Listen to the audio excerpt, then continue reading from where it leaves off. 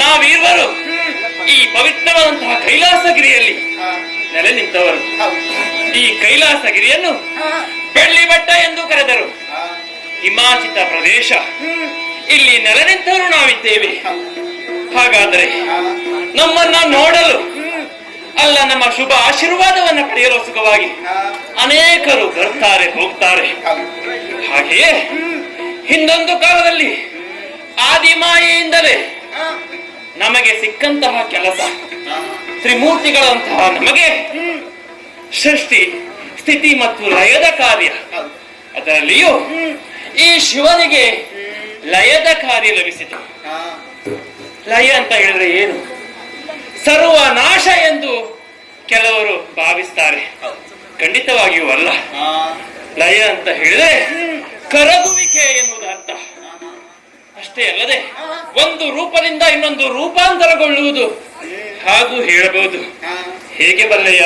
ಹೇಗೆ? ಒಂದು ಬೀಜವು ಮೊಳಕೆ ಒಡೆದು ಗಿಡವಾಗ್ತದೆ. ಆ ಗಿಡದ ಎಲೆಗಳನ್ನ ತಿಂದು ದನವು ಹಾಲನ್ನ ಕೊಡ್ತದೆ. ಹಾಲು ನಾಶವಾಗ್ತದೆ, ಮೊಸರಾಗ್ತದೆ. ಮೊಸರು, ಬೆಣ್ಣೆ, ತುಪ್ಪ, ಹೀಗೆ. ಇದರಲ್ಲಿ ಒಂದಕ್ಕೊಂದು ಸರ್ವನಾಶ ಅಂತ ಹೇಳಿದ್ರೆ ಅದು ತಪ್ಪಾಗ್ತದೆ. ಒಂದು ನಶಿಸಿ ಇನ್ನೊಂದು, ಹಾಗಾಗಿ ಅದು ರೂಪಾಂತರಗೊಳ್ಳುವುದು.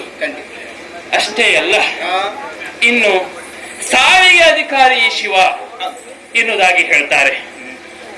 ಸಾವು ಅಂತ ಹೇಳಿದ್ರೆ ಎಲ್ಲರಿಗೂ ಭಯ. ಆದ್ರೆ ಸಾವು ಅಂದ್ರೆ ಏನು? ಖಂಡಿತವಾಗಿಯೂ ಭಯಪಡಬೇಕಾಗಿಲ್ಲ. ಪರಿಚಿತವಾದುದು ಅಪರಿಚಿತವಾಗುವುದು, ಅಥವಾ ಪರಿಚಿತ ಅವಸ್ಥೆಯಿಂದ ಅಪರಿಚಿತ ಅವಸ್ಥೆಗೆ ರೂಪಾಂತರಗೊಳ್ಳುವುದಕ್ಕೆ ಸಾವು ಎಂದು ಹೆಸರು. ಹಾಗಾದರೆ ಇದನ್ನ ತಿಳಿಯದೇ ಇದ್ದವರು ಭಯಗೊಳ್ತಾರೆ. ಭಯಗೊಳ್ಳುವುದು ಸ್ವಾಭಾವಿಕವೇ ಬಿಡು. ಯಾಕಂತ ಹೇಳಿದ್ರೆ ಅಪರಿಚಿತವಾದಂತಹ ವ್ಯಕ್ತಿಯಾಗಲಿ ಅಥವಾ ಅಪರಿಚಿತವಾದಂತಹ ಸ್ಥಳಕ್ಕಾಗಲಿ ಯಾರೇ ಆದರೂ ಭೇಟಿ ನೀಡುವಾಗ ಒಮ್ಮೆ ಭಯವಾಗ್ತದೆ. ಹಾಗಾದರೆ ಇದನ್ನರಿತ ನನ್ನ ಭಕ್ತರು ಸಾವನ್ನ ಸ್ವೀಕರಿಸ್ತಾರೆ ಸಂತಸದಿಂದ. ಇದನ್ನ ಅರಿಯದೇ ಇದ್ದವರು ಭಯಗೊಳ್ತಾರೆ. ಆದ್ರೆ ಭಯಗೊಳ್ಳುವರ ಸಂಖ್ಯೆ ಇದು ಹೆಚ್ಚಾದರೂ ಕೂಡ ಶಿವ ಅಂತ ಹೇಳಿದ್ರೆ ಏನು?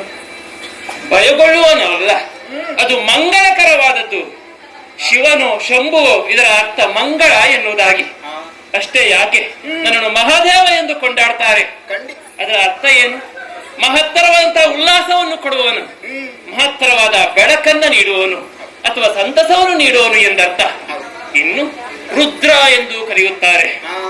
ರೋದನೆಯನ್ನ ನಿವಾರಿಸುವನೇ ರುದ್ರ. ಅದಕ್ಕೆ ಅಲ್ಲವೇ ರೋದನಂ ದ್ರವಯತಿ ಇತಿ ರುದ್ರ ಎಂದು ಕರೆದರು. ಹಾಗಾದರೆ ಇದು ನಮ್ಮ ನಾಮಧೇಯದಲ್ಲಿರುವಂತಹ ವ್ಯತಿರಿಕ್ತಗಳು ಅಥವಾ ವಿರೋಧಗಳು. ಇನ್ನು ರೂಪದೇಯ, ರೂಪದಲ್ಲಿ ಎಲ್ಲರೂ ಹೇಳುವುದುಂಟು ರೌದ್ರವತಾರಿ, ಕೆಂಪು ಬಣ್ಣದವ ಅಥವಾ ನೀಲಕಂಠ, ನೀಲಿ ಬಣ್ಣದವ ಎನ್ನುವುದಾಗಿ. ನಿಜವಾಗಿ ಹೇಳಬೇಕೆ, ನನ್ನ ಮೂಲ ಸ್ಥಾಯಿ ಶ್ವೇತ ಬಣ್ಣ. ಅದಕ್ಕಾಗಿಯೇ ಅಲ್ಲವೇ ಸ್ಫಟಿಕದಂತೆ ಶಿವನೆಂದು ಹೇಳಿದರು. ಸ್ಫಟಿಕದ ಗುಣದ ಅರ್ಥ ಏನು ಹೇಳು? ಯಾವ ವಸ್ತುವೇ ಆಗಲಿ ವಿಭಿನ್ನತೆಯನ್ನ ತಾನು ಸ್ವೀಕರಿಸುವುದಿಲ್ಲ. ಯಾವುದೇ ವ್ಯತಿರಿಕ್ತಗಳು ವಿರೋಧಗಳು ಬಂದರೂ ಕೂಡ ತನ್ನಲ್ಲಿ ನಾನು ಹಾಸುಹಕ್ಕನ್ನ ಪಡಿಸಿಕೊಳ್ಳಲಾರೆ. ಹಾಗಾದ್ರೆ ಇವೆಲ್ಲವನ್ನ ಅರಿತವರು, ಇದಕ್ಕೆಲ್ಲ ಮಿಗಿಲಾದದ್ದು ಏನು? ಅದು ಶಿವತತ್ವ. ಇದನ್ನ ಒಪ್ಪಿಕೊಂಡವರು ಅದೆಷ್ಟೋ ಸಂಖ್ಯೆಯಲ್ಲಿದ್ದಾರೆ. ಶಿವಭಕ್ತ ವೃಂದವಿದೆ, ಶಿವ ಸೇನೆ ಇದೆ. ಇವರೆಲ್ಲರನ್ನ ಪೂಜಿಸುತ್ತಾ ಬಂದ ಭಕ್ತರಿಗೆ ನಾನು ಸದಾ ಅವರ ನೆಲೆಯಾಗಿ ನಿಂತವನು. ಹಾಗಾದ್ರೆ ಇವೆಲ್ಲವೂ ನನ್ನ ಕುರಿತಾಗಿ ಆಯ್ತು. ನೀನಾದರೂ ಸಾಮಾನ್ಯದವಳೆ ಸ್ವಾಮಿ, ಕೇಳಬೇಕು. ವಿಸ್ಮಯ